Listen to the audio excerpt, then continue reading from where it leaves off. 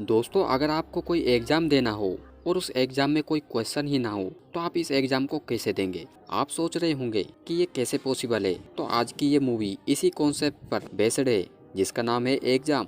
अब मूवी की स्टार्टिंग में हम देखते हैं कि एक इंटरव्यू में सेलेक्ट हुए 8 कैंडिडेट्स को एक रूम में लाया जाता है और डेस्क पर बैठा दिया जाता है। उन सभी के सामने एक पेन और एक पेपर होता है और हर एक कैंडिडेट पर नंबर लिखा होता है। जिसके बाद एग्जाम का इन्विजिलेटर वहां पर आता है और उन्हें एग्जाम के रूल्स बताना शुरू करता है। सबसे पहले वो कहता है कि उन्हें क्वेश्चन का आंसर देना होगा। इसके बाद वो कहता है कि अगर कोई भी उससे या गेट पर खड़े गार्ड से बात करेगा तो वो डिस्क्वालीफाई हो जाएगा, और अगर किसी ने भी उनके सामने रखे पेपर को खराब या डैमेज किया तो वो उसी वक्त डिस्क्वालीफाई हो जाएगा, और अगर कोई इस रूम को छोड़कर बाहर गया तो वो भी डिस्क्वालीफाई हो जाएगा। अब लास्ट में इन्विजिलेटर उनसे पूछता है कि अगर किसी के मन में कोई भी क्वेश्चन है तो वो पूछ सकता है, तो कोई भी कैंडिडेट इसका जवाब नहीं देता। इसके बाद वो इन्विजिलेटर घड़ी में 80 मिनट का टाइम स्टार्ट करता है और वहाँ से चला जाता है। इसके बाद जब कैंडिडेट्स पेपर को देखते हैं तो वो देखते हैं कि पेपर तो ब्लैक है। ये देख सब हैरान हो जाते हैं और उस पेपर में क्वेश्चन ढूंढने लग जाते हैं। अब एक चाइनीज कैंडिडेट घबराकर उस पेपर में कुछ भी लिखना शुरू कर देती है।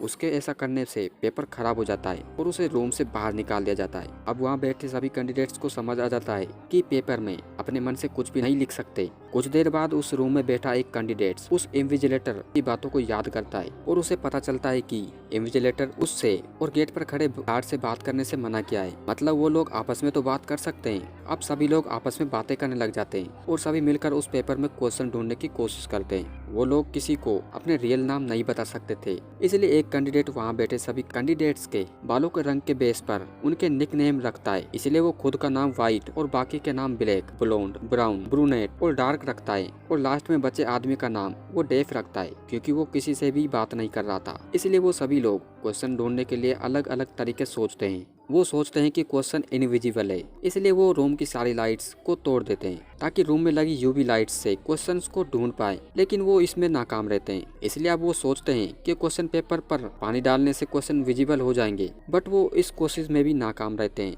इसी बीच व्हाइट चालाकी से ब्रूनेट के पेपर में ही आग लगवा देता है जिससे वो डिस्क्वालीफाई हो जाती है। इसके बाद व्हाइट डेव के पास आता है और उसे भी रूम को छोड़ने के लिए मजबूर करता है। साथ ही डेव भी डिस्क्वालीफाई हो जाता है। इसके बाद व्हाइट कहता है कि उसे क्वेश्चन पेपर का पता चल गया है और वो इसे किसी को नहीं बताएगा। अब ब्लैक इन सब बातों से बहुत ज्यादा चिढ़ जाता है तो वो व्हाइट को मुक्का मारकर बेहोश कर देता है। कुछ देर बाद जब व्हाइट को होश आता है वो सबसे रिक्वेस्ट करता है कि उसका दवाई खाने का वक्त हो गया है, इसलिए कोई उसकी पॉकेट में से दवा निकाल कर उसे खिला दे। बट उसकी हरकतों को देखकर कोई उसकी हेल्प नहीं करता और उसे इसी हालत में छोड़ देते हैं। बट ब्लॉन्ड उस पर तरस खाकर उसकी हेल्प करने का सोचती है, बट सभी उसे ऐसा करने से रोक देते हैं। इसके बाद ब्राउन सभी का ध्यान व्हाइट से हटाने के लिए डार्क को परेशान करना शुरू कर देता है और कहता है कि डार्क को कंपनी के बारे में बहुत कुछ पता है बट वो हमसे छुपा रही है। फिर ब्राउन डार्क से सच उगलवाने के लिए उसको टॉर्चर करने लगता है और तभी डार्क बताती है कि वो पहले इस कंपनी में काम किया करती थी बट बहुत ही नीचे लेवल पर, इसलिए उसे इस कंपनी के बारे में कुछ खास नहीं पता था। डार्क की यह बातें सुनकर ब्राउन से छोड़ देता है, पर तभी ब्राउन की नजर व्हाइट पर जाती है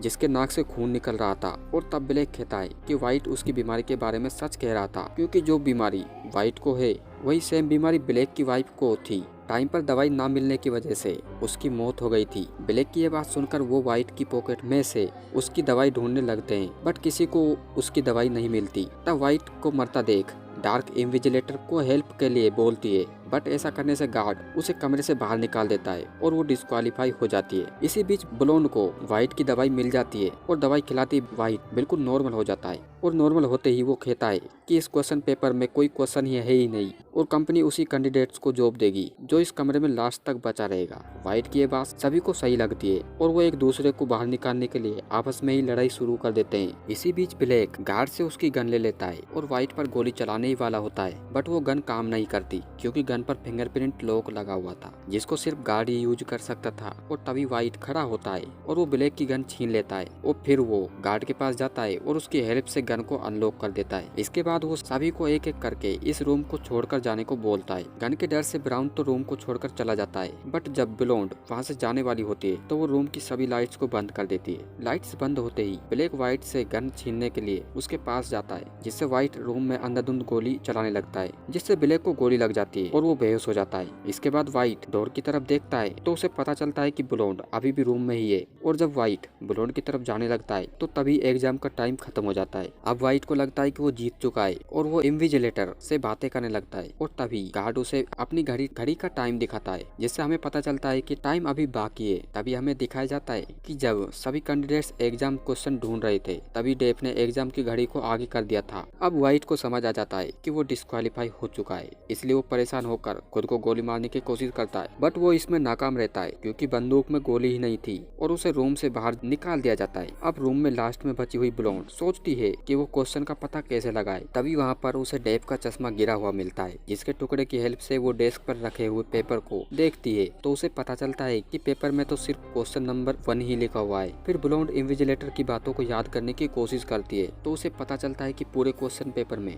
इन्विजिलेटर ने सिर्फ की क्वेश्चन पूछा था जो एग्जाम से पहले पूछा गया था कि क्या आपके मन में कोई भी क्वेश्चन है, जिसका जवाब मूवी की शुरुआत में किसी ने भी नहीं दिया था। अभी वो इन्विजिलेटर ब्लोंड के सामने आता है और उससे आंसर पूछता है, जिसका जवाब ब्लोंड नो देती है। अब उसका ये आंसर सुनकर इन्विजिलेटर खुश हो जाता है और उसे डेव से मिलवाता है। वो उसे बताता है कि डेव इस कंपनी का CEO है और ये बहुत बड़ा साइंटिस्ट भी है जिसने दुनिया को बचाने के लिए एंटीवायरस को बनाया था। वो उसे बताता है कि डेव को एक ऐसा कैंडिडेट चाहिए था जो टाइम आने पर टफ डिसीजन ले सके, बट अब ब्लोंड इस कंपनी में काम करने से मना कर देती है और वो कहती है कि मैं इस जगह काम नहीं कर सकती जहां पहुंचने के लिए किसी की जान लेनी पड़े। और अब वो देखती है कि ब्लैक वापस से उठ जाता है जिसे गोली लगी थी, क्योंकि वो गोली नकली थी, जिससे ब्लोंड बहुत खुश होती है। और अब ब्लोंड समझ जाती है कि इस एग्जाम का मतलब यही था कि इस कंपनी के लिए कौन समझदारी से काम कर सकता है। और ब्लोंड ने उस एग्जाम को पास कर लिया था और वो इस कंपनी में काम करने के लिए भी तैयार हो जाती है। और दोस्तों ये मूवी यहीं पर एंड हो जाती है। तो दोस्तों मूवी कैसी लगी? अगर आपको मूवी पसंद आई हो तो वीडियो को लाइक और चैनल को सब्सक्राइब करना ना भूलें। मिलते हैं नेक्स्ट वीडियो में।